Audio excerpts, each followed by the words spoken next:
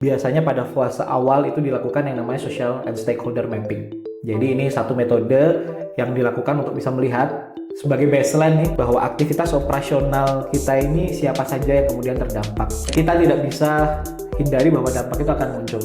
Misalnya terhadap lingkungan, tentu karena ini aktivitas eksplorasi pasti akan ada dampak dari sisi lingkungan. Maka biasanya kan dalam kegiatan rehabilitasi ataupun dalam kegiatan pasca tambangan pasti ada juga pemulihan, aktivitas pemulihan dari sisi lingkungan yang kemudian harus dilakukan, dan itu mandat daripada regulasi. Di sisi yang lain juga dari sisi sosial, banyak sekali akhirnya penduduk yang berdatangan ya dari berbagai macam daerah. Banyak beberapa lokasi itu yang tidak siap dengan berubahnya kondisi atau landscape kewilayahan yang mungkin sebelumnya pertanian tapi kemudian harus ada aktivitas tambang, dan itu perlu mitigasi resiko yang harus dipikirkan dalam konteks sosial dan lingkungan dari sisi pertambangan. Belum semua juga melakukan forum konsultasi publik.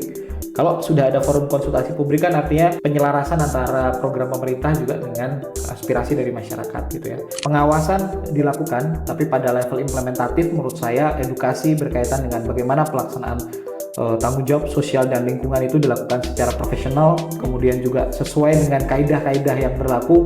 Itu menurut saya satu edukasi yang harus terus-menerus kita lakukan.